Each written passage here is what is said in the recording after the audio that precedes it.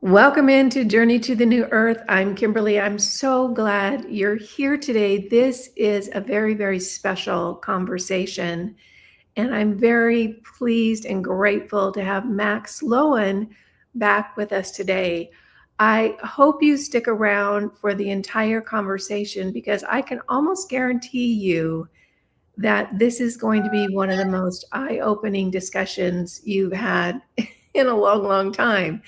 And make sure that you put your questions over in the chat because I will be stopping Max from time to time to field your questions. So make sure that this is an opportunity that you take advantage of it to get the questions answers because Max is just an absolute wealth of information on a topic that is still very troubling for people, but I think so very important for us to understand what is going on in the world. It kind of brings it all together. I'd like to introduce Max Lowen. Max, thanks so much for joining us.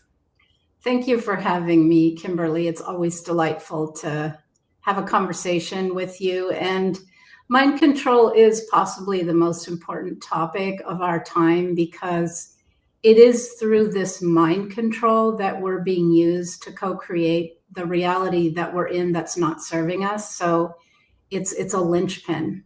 Yeah. And I think that we're going to really expose some great information today. What I'd like to do first, Max, before I kind of set us up for today's conversation, for the people who don't know you or are new to this topic, can you give us a little background on your childhood, how you came to know all this information that has been hidden from the rest of us, where you took that and what you're doing now? Sure. Yeah. Well, I was myself put through some versions of mind control called satanic ritual abuse and MK Ultra, which people may or may not have heard about. My Italian side of the family was related to what I call the global cult. And so I have survived all kinds of things through that side of my family, which include being taken to an underground facility in Rome, which, by the way, these exist all over the world. And there's many, many underground facilities and tunnels all over the planet. And I was subjected to torture there and to a lot of MK Ultra experiments. And so when I say torture, I mean things like electric shock, temperature extremes, like being locked in a big industrial sized freezer, the usual rape, gang rape, beatings, having to watch the torture and slow murder of animals and other people, being put in isolation, so in certain boxes and chambers where you don't know if it's night or day or up or down for periods of time, having to wear virtual technology goggles and have my helmet on, and so that was part of the MK Ultra. Being having to say into a tape recorder really horrible things about myself and then having that replayed to me over and over with headphones. They're all sort of techniques there. So there was that level of it, and that was really on and off for the first 18 years of my life. And this facility, this underground facility, was connected to the subterranean levels of the Vatican. There was a sort of a train that went between them. So I was taken there, and this would be well below any level of the Vatican that people think they might know about, like well below the tombs and all that. It's really deeply under the ground. And they had a special room with an altar where I witnessed several times babies and toddlers and children be brought in. They would be brutalized severely so that they would release adrenaline, and then they would be ceremonially put on the altar and cut with a special knife, kind of cut from their chin down while alive, and their blood would be collected in these chalices. And there would be VIPs in attendance of all walks of life. And the chalices would be passed around and they drink the blood. If you go research adrenochrome, you'll kind of discover a little bit about that. They sell it, actually. And they would do these rituals and give these sacrifices in homage to Lucifer, because the Vatican actually worships Lucifer. They're Luciferian, which if you have eyes to see, you can kind of begin to see in all their symbology there. I was also trafficked to different elites, Italian and also in the United States in New York. There is also a big underground area, for example, under the UN, where children are provided for VIPs. I was taken there. I was taken to different parties, so sort of black tie, very high-end parties in beautiful places, and people well-dressed, and then children, including myself, brought in cages. And then the pedophiles, they like their certain age and gender and race of children, so they would have their pick and do whatever they wanted. Sometimes the parties were on grounds, so outdoor during the day. And these were more like hunting parties. So we were sent out as children to run and hide in the woods. And then we were hunted. And then, of course, when you were found, you were raped and brutalized in different ways. And there was always a sacrifice of at least one child at the end. These people who participate in this are the peoples at the highest level of power, wealth, and fame on the planet. If you reach any high level, you're part of this club. You wouldn't get there unless you were. I've seen babies cooked and brought out on platters. These people are Satanists, and so they eat human flesh and drink blood. They're also psychopaths, so they enjoy inflicting suffering. And they're pedophiles. And really, they're also parasitic on an energetic level. So that's kind of the background that I grew up in. And I was able to get out when I was 18. And I went to the United States and I changed my name, and I studied psychology. I ended up working with trauma. No surprise there. So when I was young, I worked in the jails and in the inner cities with homeless and addiction. I worked with domestic violence. I actually worked with the men and did men's groups. I worked with children who had been abused.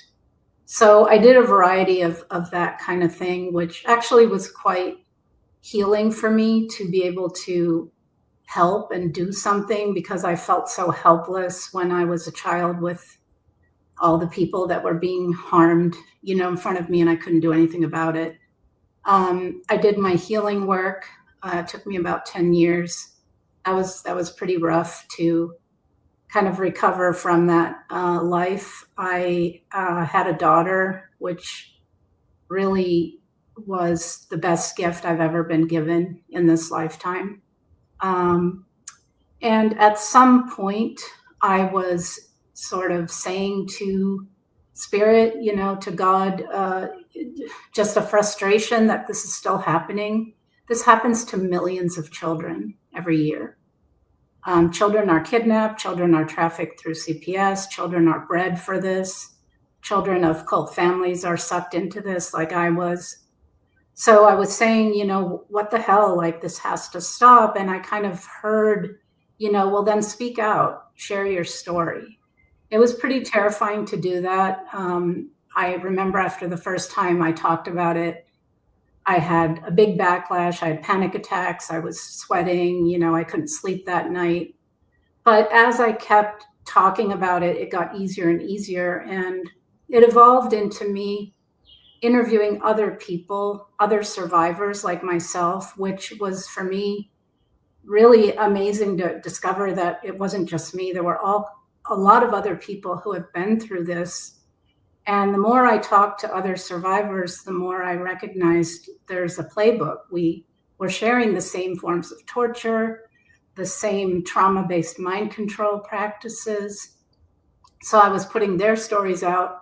And then it evolved more into also interviewing what I call truth warriors, people who reveal all these different aspects of our society and how they actually truly function. And at some point, it became much easier and even fun to do these interviews. So if people go to my website, it's unbroken.global. There's a ton of interviews, and then I've interviewed healers and consciousness warriors like Penny Kelly and others, and just an effort to put what I think the formula is to break the mind, free the mind, break the mind control. So learn the truth, because our world is a stage and it's a bunch of lies and it's theater. So that's one part. And then I also put out a lot of information on how to heal yourself, because we're all traumatized if we're born on this planet in this time. So how do we put ourselves back together, and how do we come together as a human collective and free ourselves from the situation that we're currently in? And as you know, because you've taken some of my seminars, I do seminars on different topics. I did one on mind control, on the Vatican, on satanic ritual abuse, and I'm going to do more. I have a monthly membership for people. So because at some point, and that was the case for me too, it's hard sometimes to be in the world with people that aren't quite at the level of awakeness, I guess to call it, that we are. And so we get together every month, and it's people from all different countries in the world. And it's just a really nice community, because we need to start building a community with each other. So I have that as an option, and yeah, so that's kind of what I'm doing now. And I trained to become a psychologist, and so I help people, a lot of survivors of SRA, because that's a very particular kind of trauma that the psychological community doesn't know much about, because it's it's hidden. I work with survivors of any kind of trauma, really, so I do that as well. I would imagine that others who had a similar experience as yours didn't survive. Oh, yes. Many don't survive. Yeah. Many don't survive. And see, in the cult, when they're doing this to us, they don't care if children survive or not, but the ones that do are the ones that they can train for future roles, either on the global stage or as honeypots or assassins or super soldiers. So if you are strong enough to survive that level of abuse, then you're used and you're trained by the cult to be an asset. Yeah. Yeah. It is surprising, once this information gets into your field, that they've been able to keep it hidden for so long from probably 99.9% of the population. And I think that that's a tribute to the level of mind control that we've all been under. And if you're in the US, which is where I'm located, it is extraordinary the degree to which we've been lied to and misled. I recently took Max's seminar on mind control, which is excellent. I can highly recommend it. And what I can tell you is that although I knew some of the pillars of mind control, this seminar brought it all together in a way that it was just a huge aha for me, to realize the pervasiveness and the thoroughness by which we have been misled. And that's what I want to talk about today, is really hit on the profound level of being lied to while loving the story we're being told at the same time. So I think it's important to kind of peel back the layers and really take a look at what's actually happening on this planet. I think about a year ago, I had said to Penny during one of the videos that she and I did together, I said, humans are so very damaged. And I just noticed that as a personal observation in my circle and the people I'd come across in my lifetime, that there were very, very few that seemed happy, well-adjusted, spending their days doing things they loved. They felt valued. They felt engaged. They felt important. So many people have issues, mental issues or emotional issues or life issues.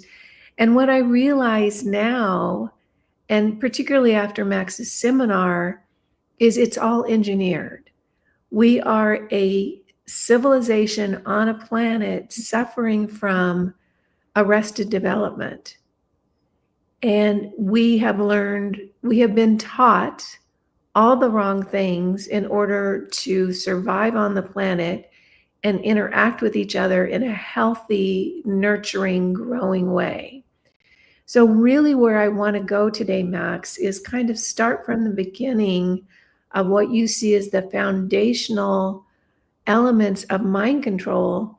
And then let's go down the rabbit hole and really kind of unpack and uncover all the ways that we've been manipulated. And I said to Max, and this is for you, those of you watching, I said to her before we came on, I live in the United States. I spent my life feeling so proud to be an American and so fortunate that I lived in the United States. I just felt proud and lucky. And what I understand today is that the population in the United States of America is probably the most mind-controlled population ever on the face of this planet in its entire history. We have been so profoundly set up with lies in every area that now I see it completely differently. And I'm really working very hard to pull at all those strings of misinformation and lies so that I can then view the world without that filter of control. So that's the setup, Max. Where would you like to start on a huge topic? Oh boy. Well, we can start there. So there is a global cult who runs the world, and they've run it successfully because of secrecy and deception and keeping us very devolved physically, mentally, emotionally, and spiritually, precisely because we are so powerful. We are these beautiful, light-filled, radiant beings. We're creators. We're connected to the life force. So they have had to spend a lot of time, resources, money, and effort into mind controlling us, and it's continuous and it's constant, and they've covered every single possible arena of that ever. So the good news is that tells us that actually once that mind control, once we free our minds from that and we rise, we do our healing work and we rise in consciousness and we step into our true potential, they're done at that point. So they have to work really hard to keep us down here and mind control, because actually otherwise they have no way to control us and to run the planet the way they do. And these people are parasitic. So because they serve the dark, they're not connected to source, to God, to the creator, to the life force, to the light. So see, they have to use us. Like movies, by the way, are a way that they tell us what they're doing, because per universal law, they have to get our consent. And if you don't say no, it's considered implied consent. So they let us know. So like in the Matrix, Morpheus says to Neo that we're batteries, and that's exactly true. So they're using us so they mind control us, and then they use our creativity to create this hell on earth enslaved society that we currently live in. So that's the good news, because without that mind control and them using us to create their world that they like, which harms us, when we can come together as a human race, we can co-create a heaven on earth. So I'll start there, that this is actually very hopeful. I want to unpack that for a little bit, because that's something, Max, that I have been mulling over since your seminar. Is I understand they're parasitic. They're not connected to source. We have a greater level of light, and thereby creativity, intuitiveness, understanding, because of that source connection. Yes. So am I understanding that they program our consciousness with horrible movies and horrible dystopian agendas and television and all that, to create in us a narrative, a negative, fear-based narrative? And because consciousness creates, Yes. when we engage in that storyline that they have spoon-fed us in every direction, from the music to the entertainment to the halftime shows that are very satanic, to the television, to the fear-based commercials, all of it, we take that in. Our consciousness then creates a scenario with that information, and then that consciousness creates our reality. Is that how it works? That's exactly how it works. Okay. That's exactly how it works. And it's a scientific formula. So if you know anything about the Jesuits or Mengele, these people, they actually worked together. And one of the things that they discovered is that the sexual abuse of a child prior to the age of 5 is the best way to create a future mind-controlled slave, because of the dissociation and the fragmentation that that trauma creates in the psyche. And then when a person is they're in shock and the trauma is overwhelming, the psyche's defense is to split, to repress that. But then there's a blank slate there. So that's what they do. They program. So that applies to the collective too. You see some shocking imagery on TV, or there's, or they, for example, blow up the Twin Towers, and that shocks people. And then it's easy to insert the programming, which they want to insert. So it's called trauma-based mind control. But the sexual abuse of children is a particularly good way, and then it becomes generational as well. So every generation in a generational family of sexual abuse becomes more compliant, more pliable, more passive, more easily manipulated than the generation even before. So that's something that they start with right from birth in satanic ritual abuse. In fact, the Mengele, what he brought to the table was that you can start abusing a child even in utero. So this is something that he taught. So you can say horrible things to the fetus, to the woman's pregnant belly. You can play loud, discordant music. You can punch in a certain way that won't kill the fetus. You can insert things into the amniotic sac. And so the Jesuits, for example, they will do this kind of torture. And then when the infant is born, which, by the way, they actually they take embryos and they genetically manipulate them to make these more enhanced babies, more intelligent, more physical prowess, etc. And then when the babies, so they implant them in these poor women that they have captive, that then carry the baby to term. And then they will, in a very ritualistic and horrible way, murder that mother in front of the newborn infant. That's the first trauma, right? And then they will sexually abuse that infant right from babyhood. They'll mix in abuse with love, right? And so that's a trauma bond that develops. But in any case, this is their perfected formula. And so these children that are raised in this way, and a lot of, even a lot of people that you see on the world stage would have been done to in this way to groom them for their future roles. So then they program these children to have different alters. So that's how they get assassins or super soldiers, or and they have names for the programming, like beta programming is the sex kitten programming. I was put through that.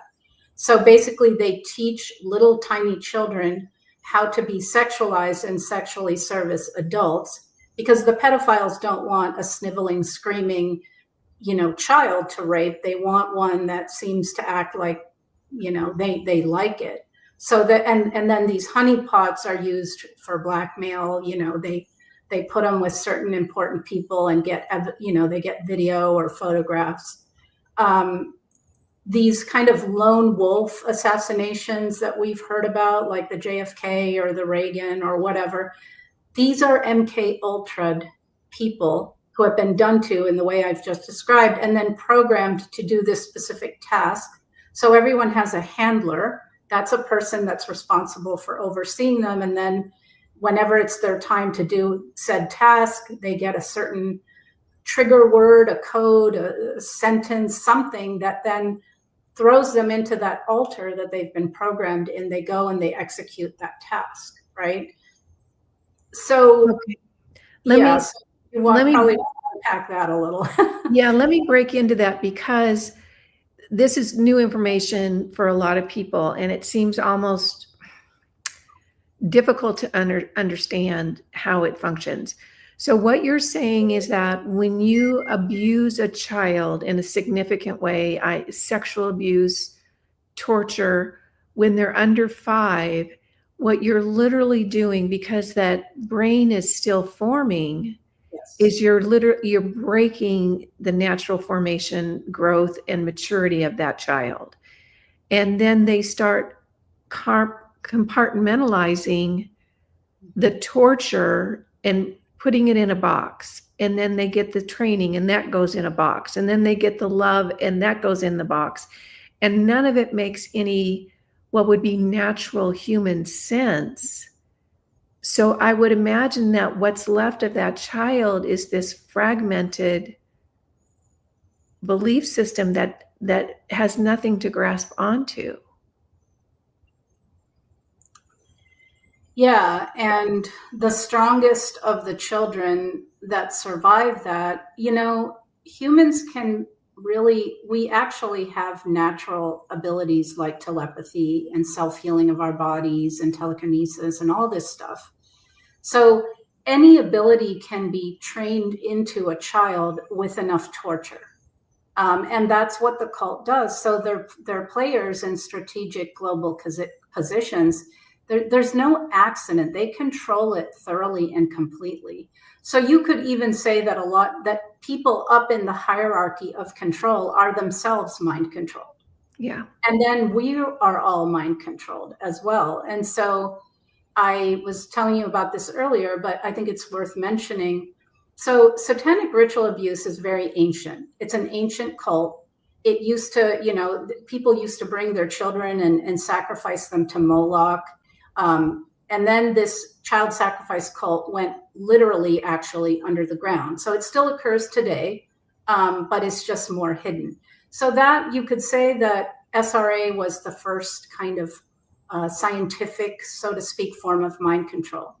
But then psychiatry came into the picture. So in 1921, the Tavistock Institute came into being, and they were purportedly helping war veterans from World War I with shell shock, which is trauma. But actually that was BS. They weren't helping anything. They were studying human behavior on a bigger scale, like what happens when we traumatize these men. We send them in and we force them to kill other humans. And, war is very, very traumatizing. And so they began to study this. And then at the time of World War II, they brought in psychiatry, okay? So then they began to really perfect this model of mind control. And if you look at their mission statement in around 1945, right after World War II, they said in it that they were going to use future shock to mold people into easily accepting a one world government, new world order. So this has been in the works from just the Tavistock Institute since the mid 40s. Okay. So this is not some new thing. So they brought psychiatry in. And in terms of psychiatry, people should research Edward Bernays. He was Freud's nephew. He's known as the father of propaganda. And he began with the Tavistock Institute to institute advertising, which is another form of mind control, right? And then even Freud, in the late 1800s, I think it was 1896, he put out a paper called The Etiology of Hysteria. Trauma, they called it hysteria, and they thought that women had it because they had a uterus. And he had put out originally a paper saying that, because he began to talk to women and hear their stories. And he said, I've discovered something. It's actually sexual abuse that's creating this trauma. But that was not well received.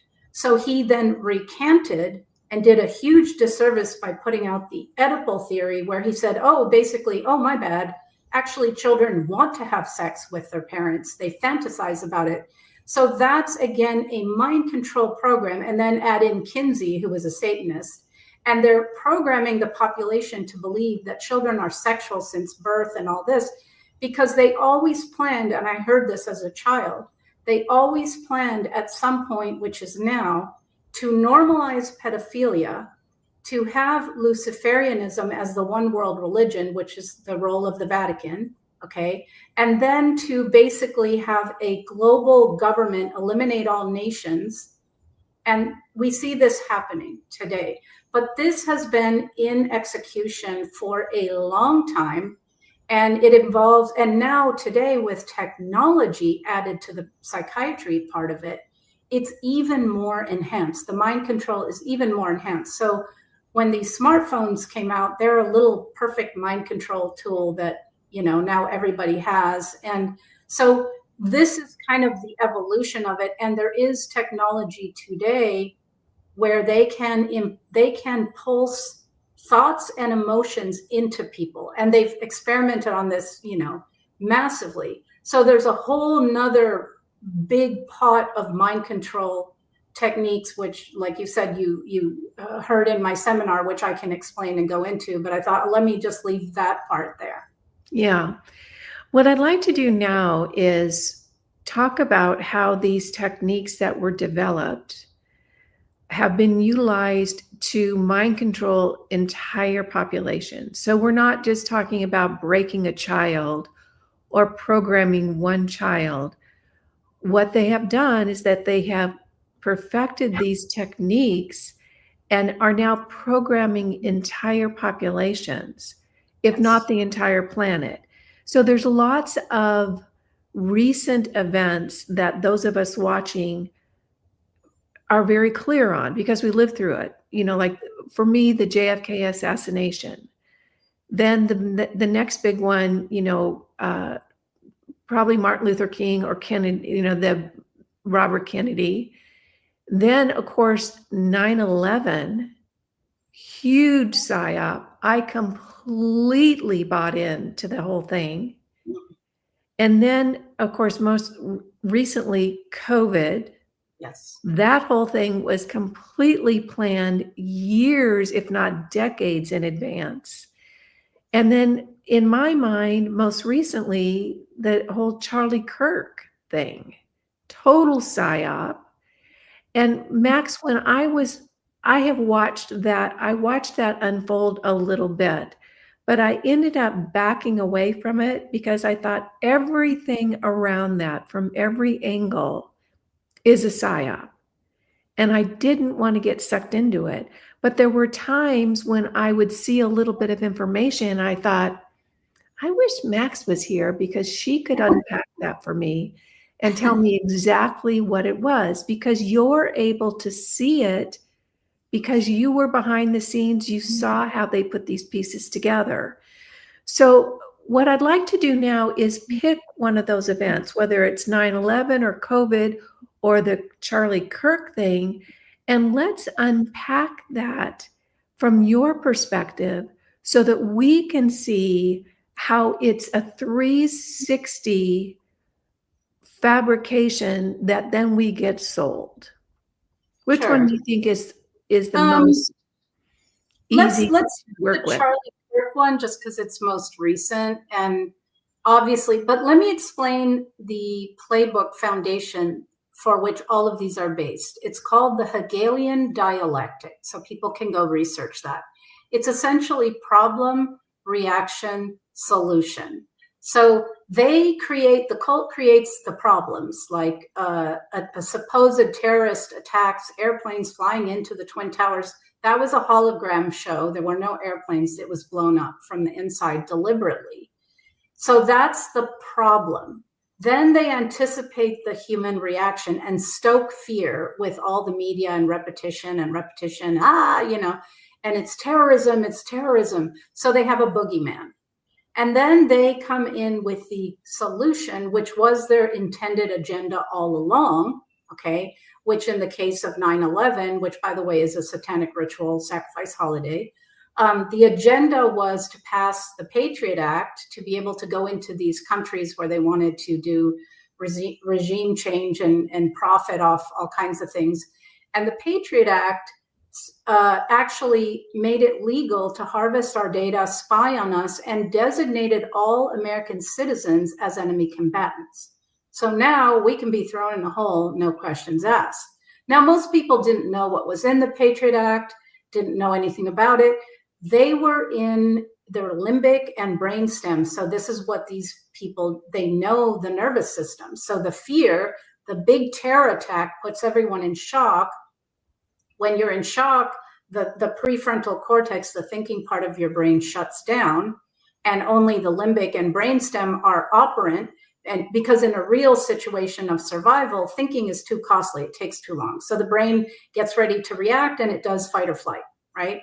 So they know this about the human brain, so they're constantly pumping fear. So they create this terror attack, they anticipate the fear, and then they slide in with the solution. Everyone thinks, oh, it's for our safety. That's when the TSA was created. Okay, you and I both remember when we could travel and no such thing existed, right? And then the TSA in and of itself creates a mind control idea that it's normal to be scanned, asked for things, poked and prodded. Then when COVID came, people were more amenable to standing here and going in the line this way and all these, insane rules. So they usually have more than one agenda. And so with 9/11, that's an example that I'm using of the Hegelian dialectic: problem, reaction, solution.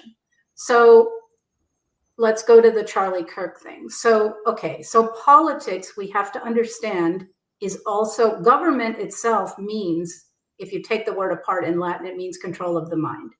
So the whole government is theater. It's a sham. It's another part of the mind control system, which has taught us that we must obey authority, and that this entity called government gets to tell us what to do, gets to take part of our income, gets to regulate us, and all this.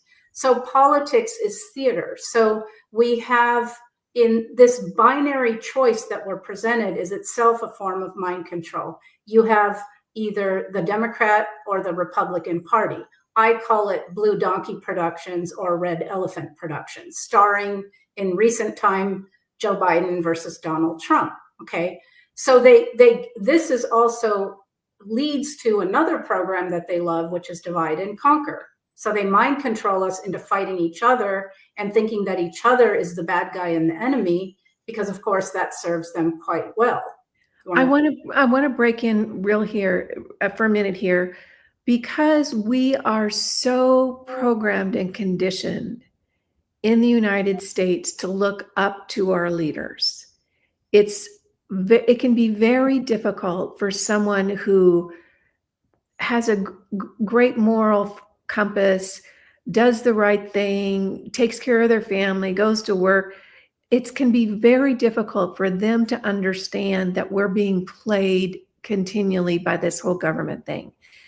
Can you share with us, and you don't have to name names and that sort of thing, but this is a play because you were in these ritual ceremonies as a child with members of government. So can you give us a little background of, you saw behind the curtain? Yes, people who are going to be presidents, there's no such thing as us voting and electing them. That's a sham too. It's to make us feel that we have chosen. If you think about it, even the choices we have are selected for us. But people are, who they're going to put in the office is planned way ahead of time. And so there's some that I have seen in the rituals, and I'll name Bush Sr. as one of the most evil, horrifically cruel human beings that I've ever experienced, and I've experienced a lot of them. So all of these people, I would name Hillary Clinton. She is horrific. They're both pedophiles. But honestly, if you're going to be in any presidential capacity, you're going to have had to go through rituals where you rape and sacrifice a child to even be able to be in that office. So there's no good one. There's no good one. It's all fake. It's all theater. And so, the thing is with Biden, so the people who are on the left, who are progressive and all that, they're good people. They went into that way of thinking and being because they're, just like you said, they're good people. They care about the earth. They care about children. They care about things. But it's been socially engineered to become very communist and in fact very satanic. And they've inserted the pedophile agenda within the whole trans rights agenda to groom that forward. So we had him in office, and then a whole swath of people supported this character, this actor, I'm going to call it. On the other side, on the right, there were people who had woken up to certain things. They understood about child trafficking. They understood about, the word deep state began to be thrown around. I was surprised. I thought, oh, wow, that's coming out in the common vernacular.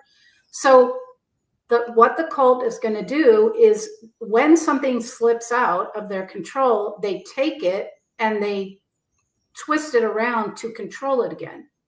So what they did is they framed the left as the deep state and the right as the savior of the deep state, starring Donald Trump, who's going to ride in on his white horse and vanquish the swamp and save everyone. And he's playing 5D chess. That's why he hasn't done anything he said. So they took these awake people and they psyoped them into a savior program.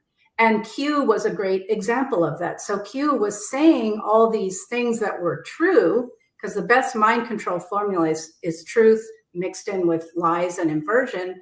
So I remember someone arguing with me and saying, no, Q is real, it's good, because, otherwise they wouldn't say all these true things. And I said, yes, they would, because they're trying to capture those people that already know those things.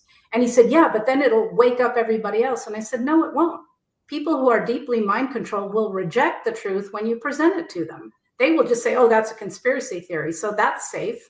So this was targeted at the ones who had awakened to a certain level. And what's the twist? Trust the plan. In other words, park yourself, do nothing.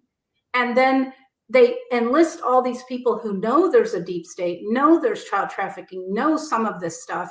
And then they're supposed to follow their savior, who's going to actually clean up the deep state, who's part of the deep state, just like the other guy was. So that's the mind control psyop, and it keeps people captive and angry at each other. So enter Charlie Kirk. So basically, I did a little research when it happened. Charlie Kirk seemed like a nice conservative guy who would go to college campuses and talk about things. But when I did a little digging, Turning Points was affiliated with the CIA. And I know the CIA goes to college campuses and recruits, right? So maybe that was his role. So in classic, this operative world, what they would do, so then I began to realize, okay, he's probably an operative and his wife is also an operative. And what they do, this is so staged that they will take people and marry them, like bring them together. Okay, you're going to marry this person, and then you're going to be this cute conservative couple, and you'll have a couple of kids, and then they go, so they're basically CIA operatives. So this thing was this all staged, and they have holographic technology that's very, very good. I'll leave it at that. So, he was supposedly shot in the neck and killed so that now they want civil war in America. They want to get the left and the right to hate each other and fight each other. So that was a psyop to further that, and also a distraction for everything else that's going on and all the failures of Trump the savior, that he's not doing. So that's classic. So this guy is somewhere else living his life. I mean, he's not dead. This is what they do all the time. So that was that. The interesting thing to me is that the matrix is breaking down, because right away people were putting out videos of the shot was on this side, his ring was here, and then somebody brought out that there was a movie where the star of the movie was named, the star character was Charlie Kirkland, who had been shot on that same day through the neck at a political event. Okay, so here's my question about that. And I heard about that and I thought about you. I understand that ritual is very important to, what are we going to call them? The Satanists, the deep state, whatever. Why was it important that that movie came out and then they rewrote the script and did it live in public? Why is that important to their little process? Well, because again, they have to tell us, it's revelation of the method. They have to tell us what they're going to do. And then they can say karmically, per universal law, oh, well, they knew. I mean, it's not our fault they fall for it and think it's true or real. So they're telling you what they're going to do ahead of time. Apparently The Simpsons, I don't watch that stuff, but apparently The Simpsons has predicted all kinds of things. Well, they're planned ahead of time. They're not, so yeah, I guess they are predicting it in the sense that it's going to be rolled out at some point in the future, but they're letting us know, and they let us know through all kinds of movies. If you go to the UN website and you read like Agenda 2030, I mean, it's all spelled out there what they want to do. It's out there. All the information has always been out there, but we're so mind controlled, we don't see it, or we think it's fiction. And there's another element, which is that they mock us, okay? They think it's hilarious. They laugh. If you've watched, like I've seen clips of talk shows, like Ellen DeGeneres or Obama or Hillary on a talk show, laughing and joking, like, oh yeah, we've had all these pizza parties. We love pizza. Well, pizza is code for pedophiling little girls. Hot dog is little boys. So they're openly, and they have their symbols everywhere, all kind, the one eye, all of it is in your face and out there. And they communicate this way with each other. So it's a symbol communicate. I'm a pedophile, you're a pedophile. But they also like to mock us. They think it's pretty funny. And so I'll give you an example of a mockery. Black Lives Matter. Now, the average good liberal progressive will think that it means people of color's lives matter, which of course they do. Yeah, I agree with that. But that statement is not talking about people of color. The cult could care less about any people. That is the Black nobility lives matter. The Black Sun, which is one of their cult factions. That's what they're talking about. And so it's mockery right there. And then every time someone repeats Black Lives Matter, that adds energy to that group. Yes, it's casting a spell. It's the same when they created the fake pandemic and they called it COVID. That stands for Certificate of Vaccination ID, because it was a coronavirus. Where did that name come from? They wanted everyone repeating COVID, COVID, COVID, because that is spell. It creates a spell. It's a frequency. The repetition helps bring it into existence, and their desire was to create vaccine passports. So if everybody's repeating that over and over, that helps it bring it into actual manifestation in the material plane better. And so unwittingly, people were assisting them. It didn't work, but that would be, for example, another way that that's done. Yeah, I do think that initially, or at least for what I saw, I was living in California at the time of COVID. People really fell hard for that one. for whatever reason, I didn't. I saw it for what it was from the get-go. And I remember looking out the window thinking, "There it is." There it is. People fell hard for that, but I do feel like because they pushed it too far, and there are too many people who've had tremendous health issues as well as death from the shots, which was intentional, that started waking people up. And then what I saw, and I was actually kind of giggling in a way, when the Charlie Kirk psyop was, rolled out, they can't get away with it like they used to because citizen journalists were all over that. There were people doing sound analysis of the bullet. There were people getting every single video and researching every single frame. So it was heartening to me because all of a sudden it wasn't this mass compliance of, whoever is on the television telling you you got to be afraid.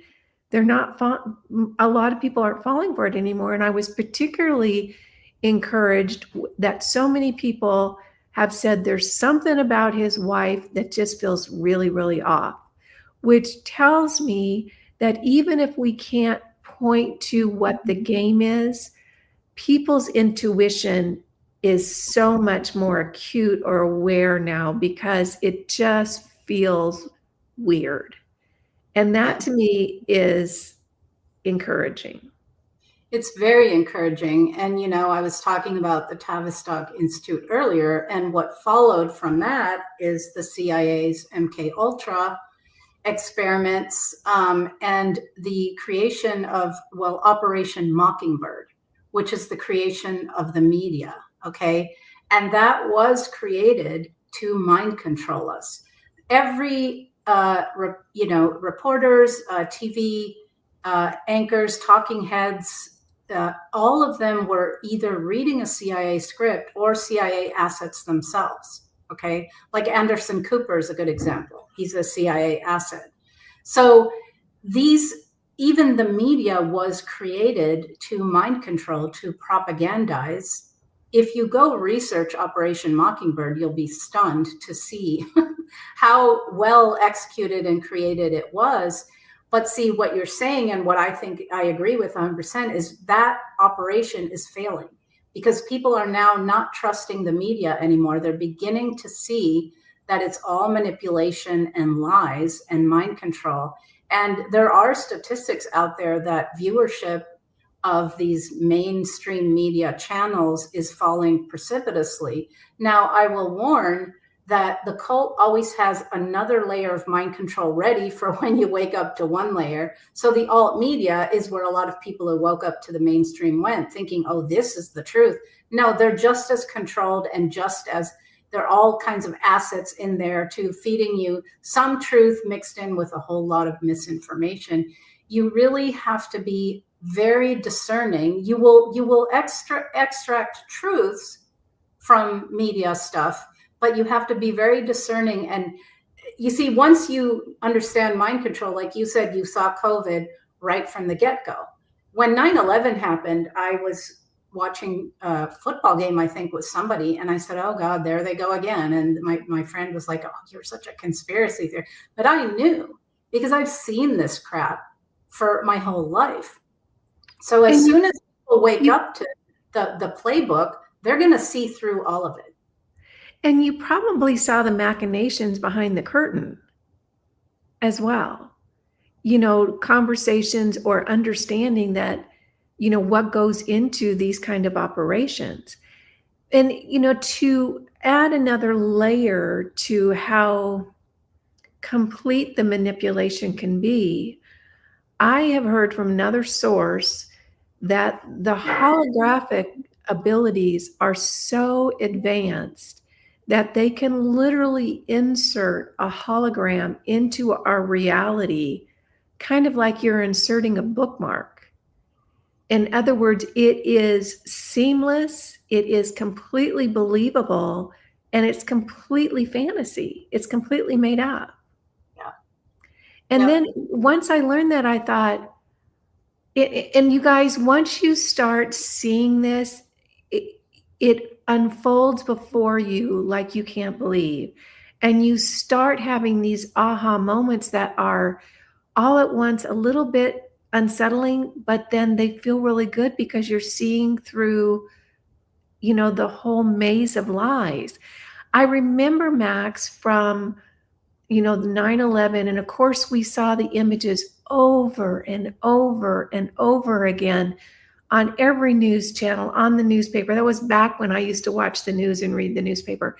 And I particularly remember people jumping from the towers, and that one where the man was upside down, falling head first. And I thought, I had so much compassion and angst for that person. That's probably not even a real person. That's probably just Probably part not. of the hologram. Yeah, and it's complicated because everything is staged. So wars are a global trauma that inflicts that trauma-based mind control that I described they did to me and others as individuals. They're both sides are funded.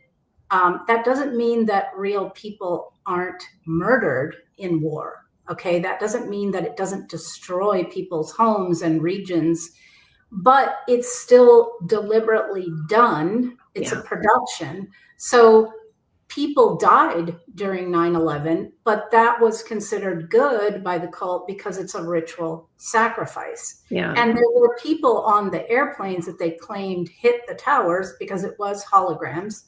So those people would have been actually kidnapped and taken underground and then either murdered or used for rituals, or horrible things would have probably been done to them, and they would have never been allowed to come back because that was part of the story, right? So no, my loved one died in the airplane. Well, yeah, your loved one died, but it wasn't because the airplane hit the Twin Towers. So there's a mix of the holographic technology and the psyop with the reality of carnage that they do on the human population. So I just want to make sure I clarify Yeah. that. Thank you for that clarification.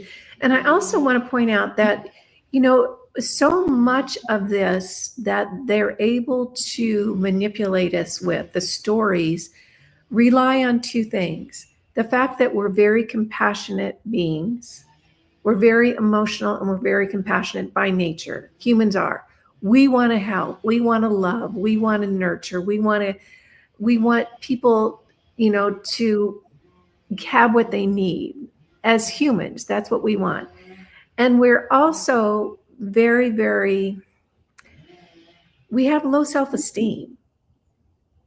In other words, the fact that they've gotten us to pay taxes, a significant portion of the money we work for so hard, and to just hand it over to a completely corrupt system. If we had any sense of self-worth or self-esteem, we would have said, this is no, no. All of us would have said no. And imagine if back in COVID, if all of us would have said, I'm not doing that. I'm not wearing a mask. I'm not doing the 6-foot thing. So much of it is predicated on our lack of interpersonal strength, which is created by continually telling us, trust the experts. You don't know what you're talking about. Look to other people, look to the government. We're going to save you. It's a whole agenda where they create the low self-esteem, where they then utilize our compassion and our emotional makeup to then manipulate us. It's just all such a game. And I Yes. have to give them credit. It's been very successful for a long time. I do feel like it's falling apart now. Don't you agree? Yeah. And that's the weaponization of love. They consider love a weakness. It's actually a strength, but they don't know it because they don't have that capacity. These people end at ego. So there's a service to self path, which ends at which doesn't reach full evolution of the being or enlightenment. And then there's a service to others path, which does. And so these creatures have taken the service to self path, and they have cut off that. I think the soul is connected, through the heart. So they don't have that, but they do know that we do. And they, of course, they weaponize that. That's how they get us to comply with ridiculous things, like, and you're right. It all, though, is based on our consent and compliance, because if people had known, had understood what a PSYOP is and what was really going on during this COVID time, if people had all said, I'm not wearing a mask, I'm not shutting down my business, nothing would have happened. Yeah, it would have stopped. It could have been stopped in its tracks if everybody just said, "Yeah, I'm not doing that." Yes. That's because we actually have the power to change this world. We're being convinced we don't. And that one of the biggest psyops, mind control psyops, is this belief in authority. Yeah. And if you want to kind of research that, go look at the 1965 Milgram experiment. Have you heard of that one? Oh yeah, and go ahead and share it with the viewers, because some people might not have heard of it. I mean, basically, in a nutshell, they recruited volunteers, and the volunteers thought that they were helping someone sitting behind a panel to learn a task. And they were told that it was an experiment to see if negative reinforcement would help them learn. So if they got something wrong, they had a little dial of shock. They would give them a mild electric shock. The dial went to danger and death. So it was to see compliance with authority. So the person on the other side was in on the gig and would get the answer wrong deliberately. And the person in a white coat, who was the authority figure, would tell the volunteer, okay, turn up the dial. And people would say, yeah, but it says danger here. And the authority doesn't matter. You turn it up. And most people were willing to turn the dial to death. And then the person on the other side would act like the shock was like, like they were foaming at the mouth and whatever. And people were still willing to shock this person to the point of death because an authority figure in a white coat told them. That's a very, very sad experiment. That's what it showed. Yeah. Yeah. And let's talk about the whole white coat syndrome, because I think particularly here in the US, so much of the population is completely mind controlled by what I call, the medical mafia, which was big pharma and the Rockefeller medical system. And Max, I think you'll agree, was specifically designed to keep us sick. Yes. And then extract as much money as possible on the way to our death. Yes. If it's still out there and available, I could send it to you because I have a copy of it. There's something called the Secret Covenant, in which they describe their completely disgustingly evil agenda to create the Rockefeller Western medical system, and how they're going to use these things to accelerate our aging and soften our minds and make us sick. And the whole thing was set up to sicken us so that they could profit off managing that sickness, but of course never curing it. And also, as a side bonus, reduce our lifespan, which if you look today, our lifespan has actually been reduced from several decades ago. So that entire system was created to sicken us. And it's a form of mind control, because a weak body will have a not properly working weak mind. And so it's disgusting, but that's the whole basis of that system. And Rockefeller bought off Congress, created medical schools, gave a lot of money, and made natural medicine, anything herbal, anything energetic, old wives' tales and not true. And people are so brainwashed, they still think this today, right? The inverse is actually true. That's real medicine. And the modern medical model is what's BS. Doctors are, and so Rockefeller would fund medical schools if they taught what he told them to teach. So doctors go in well-intended and well-meaning, want to be healers and help people, but the way they're trained and taught, I mean, there's some good things, but mostly they're manipulated into a model that is not correct. Pharmaceuticals and vaccines are probably the most toxic things you could put into your body. Yes. And yet we have been so thoroughly mind controlled most of the population to think that that's the only way you can survive. It's crazy. You know, it's interesting is that they used the same playbook when they were transitioning from what I call more holistic medical practices to the Rockefeller system, calling people quacks, discrediting them, mocking them, belittling them, and making it uncomfortable for you to believe something other than the narrative that they were selling you. They used that same playbook for COVID. They mocked and belittled and drug through the mud and took away licenses of the doctors that were actually trying to help people, while they celebrated and gave bonuses to the doctors who were literally killing people in the hospitals with the established protocol that came down from Fauci et al.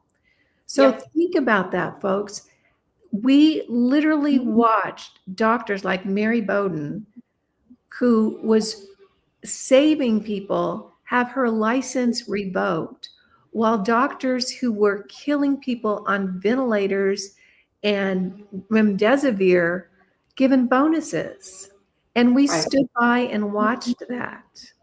Yeah, it's a mind control technique called shoot the hostage. So basically, any doctor who stood up and said, this is not right, this is not true, was mocked, deplatformed, sometimes gotten rid of, definitely unlicensed. So then other doctors who see that are going to go, uh-oh, I better shut my mouth, because otherwise that's going to happen to me. And also licensing is part of the beast, what I call the beast system. It exists so that they can control you. And so whether you're a doctor or a psychologist or whatever, the fact that you have to have a license means then that you have to obey their regulations and requirements, and you cannot be a free thinker, and you cannot disagree with the essentially mind control propaganda that they're teaching you and forcing you to subject your clients or patients to. Yeah. And I think that, you know, when we look at what's happened to the medical profession, there's really been a push to get doctors out of private practice and into hospitals so that they then can be controlled. Because if, you know, the first thing you do when you're a doctor and you get your first position is you go buy a big house and a whole bunch of cars, and you got a fancy wife you got to pay for and all of this. So they're indentured servants, literally. They have a huge they have a huge student debt. And then they buy all this stuff, you know, the stuff you get. I'm a doctor, and you got the doctor's wife. And so they're beholden to a system that not only taught them the wrong information, but then they converted it into a religion. Right. That's the new religion, is scientism. That was the new COVID era religion. So now don't argue with science. You know, there was nothing scientific about any of that. And, you know, actually, I have a friend who's an MD, and she was fired because she refused to take the jab. But when she was still working, she had a case of someone who came in and to the ER and had died of a heart attack. And she had treated this patient. And then the nurse brought her the thing to sign, and the diagnosis, the reason of death was COVID. And she said, no, that's wrong. It was a heart attack. And the nurse said, I know, but they're telling us to put this as the reason of death. And she's like, what? So she went to the hospital director and said, what's going on? And the guy told her, well, we get $60,000 per COVID death diagnosis. So we're diagnosing every death. There was even a gunshot wound death that was diagnosed as COVID. And then they inflate those numbers, and then that's part of the propaganda to convince people that this boogeyman virus is killing us all. But hospitals were paid a lot of money to lie, and then paid a lot of money to put people, like you said, on ventilators, which would result in them dying. So it is a really disgusting scam, but it also normalized a medical police state. Yeah, dual purpose right there. Dual purpose.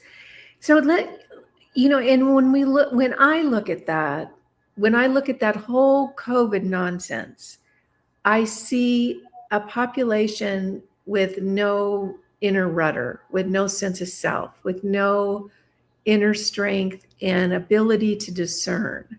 I see a population who just does what they're told out of fear and out of low self-esteem and just a built-in compliance because they feel so powerless, which tells me the way out is not necessarily to battle the system, which I think is a waste of time and a waste of consciousness. It's what you did. It's the inner work. It's the developing a sense of self, developing a strong moral compass, developing the strength to say no when everybody around you is saying, take the jab, or, stand in line or walk down this aisle with the arrows, which to me is like, can you even believe that people followed those arrows in the grocery stores? I deliberately went the wrong way I because did too. I got kicked out of so many stores during COVID. me too. But So it's these small acts of courage, Kimberly. So, for example, I've been traveling a lot. And in America, now when you go to the TSA, to the front of the line before you go in, they say, stand here. And there's like 2 little shoe marks in front of the camera. So I, of course, never stand there. I hand them my passport and I say, this is voluntary, isn't it? And it is. So they say, oh, yeah, okay, no problem.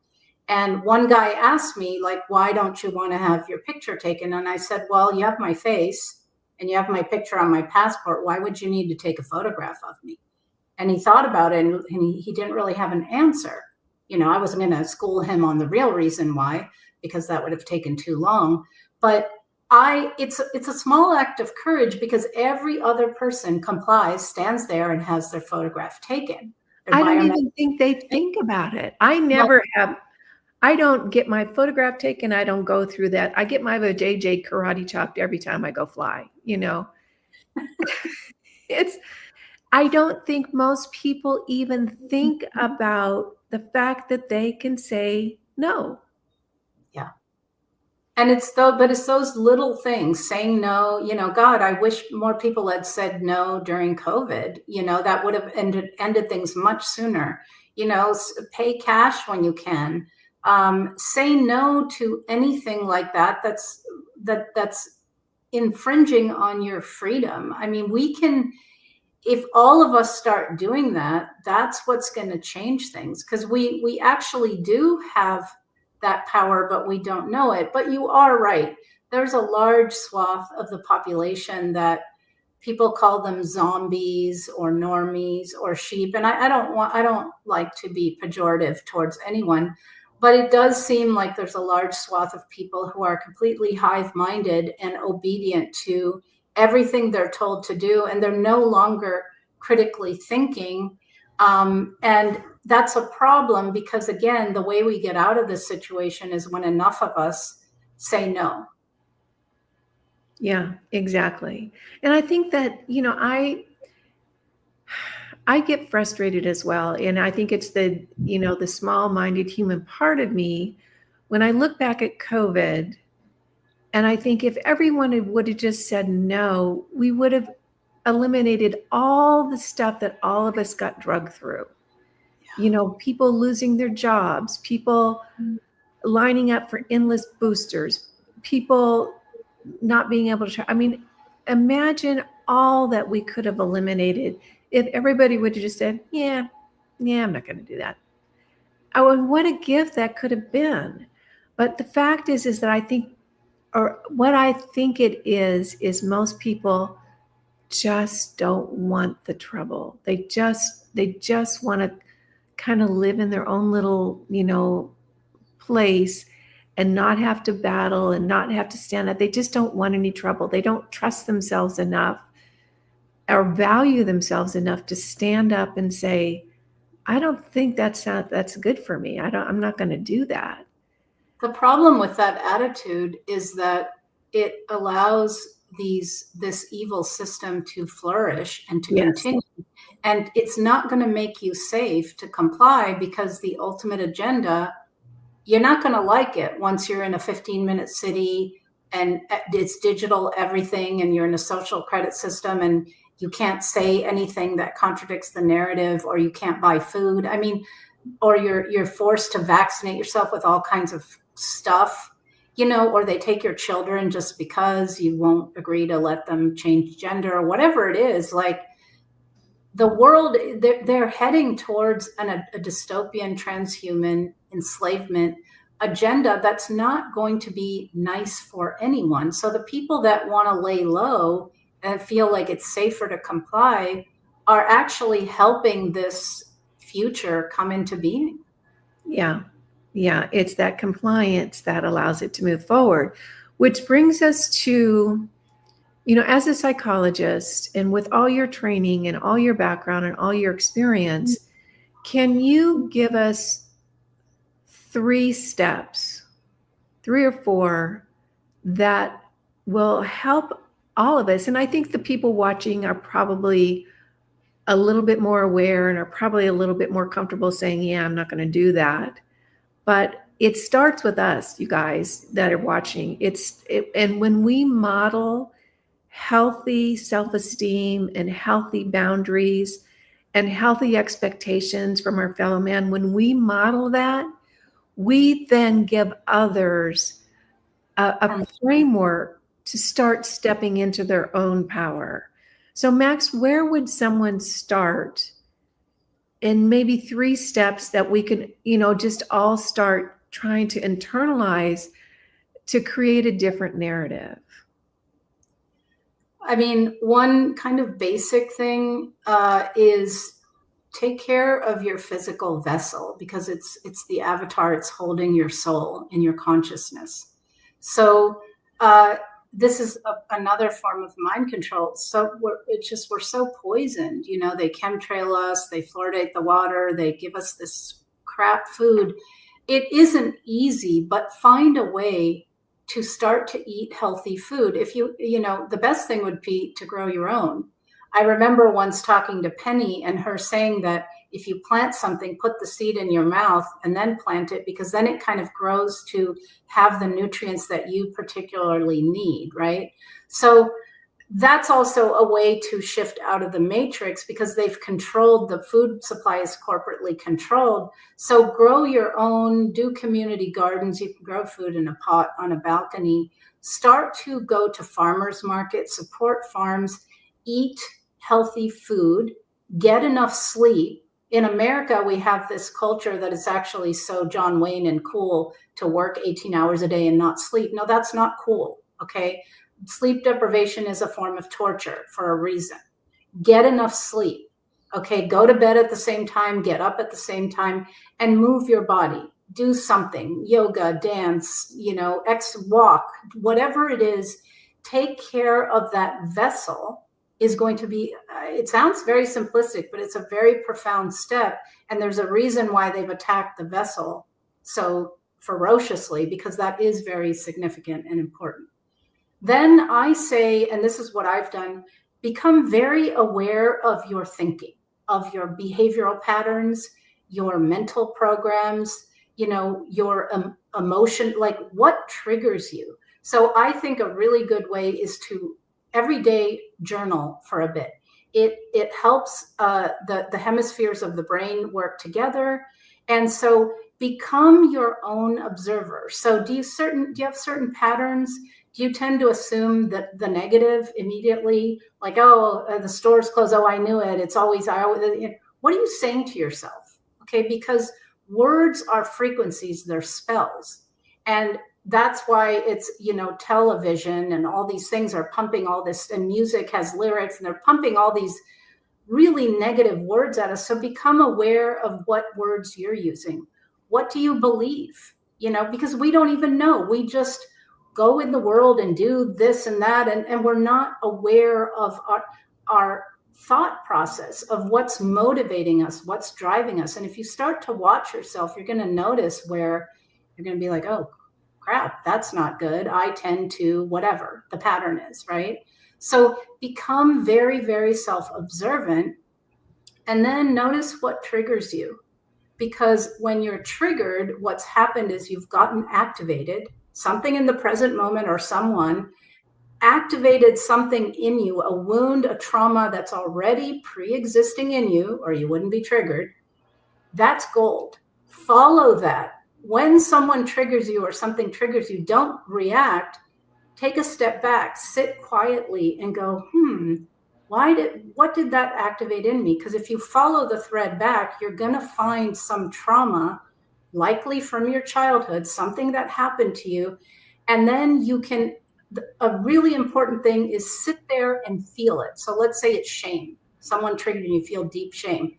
You don't need to attack the person that gave you that feeling. That's your feeling. You sit there, and as hard as it is, you just sit there in that shame until it passes through you. It will go, it will move. Emotion, they will move through, right? So we get stuck because we block it, and then we drink and we drug, and we don't want to feel what we actually feel it. Find, how old was I when I started feeling this? Find that inner child in you who's holding that trauma. Let them release it, witness it, hold them, reframe the wrong cognition. A lot of us who have been sexually abused have shame, but you know what? You can tell that inner child, it's not your shame. The perpetrator is the one who should be ashamed for what they did to you.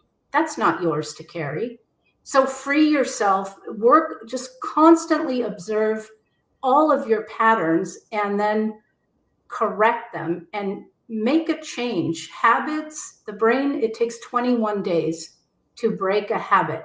Every time you're in a habit, it's like neurologically in your brain, it creates a pathway and it becomes a rut. So if for 21 days you don't go down that pathway, so for me, for example, I have a sugar addiction. So that's my addiction of choice. So if I start eating sweets or cookies and then it becomes impossible. So I have to stop. And I've tried that, for 21 days, all of a sudden you don't crave it anymore, because if you haven't driven down that neurological pathway, it disappears from your brain.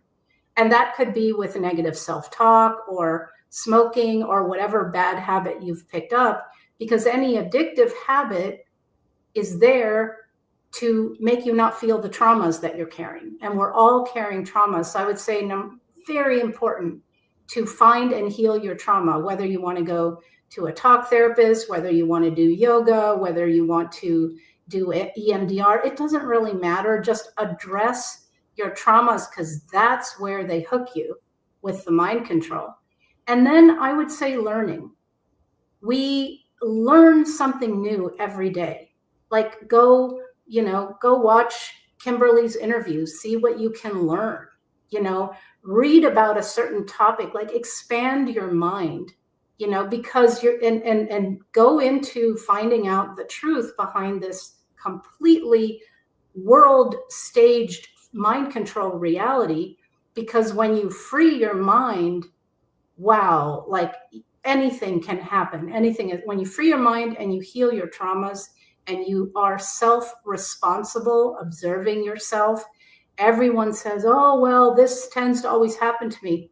Okay, how am I responsible for that pattern that keeps repeating in my life? That's the only thing you can change. So just have a goal to evolve ourselves, I think, and be the best version of us that we can be, because that's how the world's going to shift.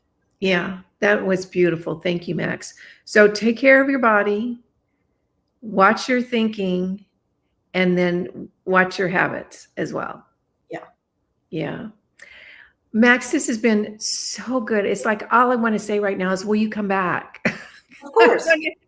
I want to keep the conversation going. This is so important. And I do have a few calls for action from those of you watching. First of all, all her links are in the description box down below. Go and follow her on Instagram. It's a little daily or every few day reminder of where we're at and what we need to be aware of. Her Instagram, all her links are down below. And if you want to do a deeper dive, and I can tell you it is so worth the time and the investment, it's a tiny investment. Watch the mind control seminar that Max has on her website, unbroken.global. It took me, I think I watched it in 2 sections because it's a little heavy. It can be a little heavy when you start thinking, oh my gosh, all of a sudden, all these random concepts start coming together, and I see, oh, this is nuts. But the good news is once you watch that seminar, and I'll have Max back if she's available, it frees us. And the freedom in my mind isn't battling these people, it's rising above them. Yes. It's taking our frequency and rising above, because they can't touch us when we're in that God light, when we're in that God space, when we're in that source energy. It almost becomes laughable, the little pantomimes that they do. It becomes, I almost look like it as an annoying, bratty little brother at this point. It's wah, wah, wah, wah, wah. And they're doing all these machinations. And I'm like, yeah, whatever. I'm going to go plant something, So when we all get to that place where we're no longer participating in the game ends. And isn't that what we want? So that we can get our planet back to what it can be, a nurturing, loving, supportive, incredible place of human creativity that will be the envy of the universe. That everyone will think they really pulled it off on that planet. At least that's my goal. I think that's beautifully said, and I couldn't agree more with everything you said. There's no fighting the system. There's no reforming the system. The system needs to crumble and go, and we need to co-create something completely different, which is absolutely possible. And anything we create is going to be 1,000 times better than what we have now. Yeah, it's inevitable, because we are incredible creatures. We have such a connection. We're so creative. We're so loving. We're so compassionate. We have a planet that's beyond extraordinarily beautiful. It's so diverse, plant life, animal life. We have such a gift that we just need to do that a little bit of rising up, letting go of our traumas, healing our bodies, working together, and then start putting our love and compassion into a system that really is going to grow and blossom from it, not throwing it down a dark hole that we don't need anymore. Yeah. Well, Max, will you come back and see us sometime? I would be honored to come back as many times as you want. Yeah, I love these conversations, because in my mind, and I think that you probably will all agree, this is at the heart of the matter. This is why our planet isn't working. This is why every election is a rug pull. Every time we think things are getting better, they're getting worse. It's up to us. There's no savior coming. We are it. The person in the mirror is the savior. So I'm excited about that. And Max, thank you so much for taking your time to give so generously. I'm always so blown away with the heroic journey you're on, and you're willing to talk about really tough stuff at a time where I'm sure you just can get a lot of less than complimentary feedback. So let's support Max. Go to all her links, follow her, take that course. I think you'll really love it on mind control. All right. Thank you, Kimberly. All right. And thanks everyone for joining us. I really, really appreciate you. Share this with the people that you know will be open to it, because if we can open up, a pathway to people seeing things differently, it's just going to keep our journey going. And that's what we want. All right. Thanks everyone. We'll see you next time. And I'm on here on this channel with Penny. In just a few hours, we're going to talk about the look-see, and we're also going to talk about the evolution of humanity, which I think is going to dovetail just beautifully with this conversation. So tune in for that later today. Thanks a lot. Bye now. Bye, Max. Thank you. Hang around. Don't leave.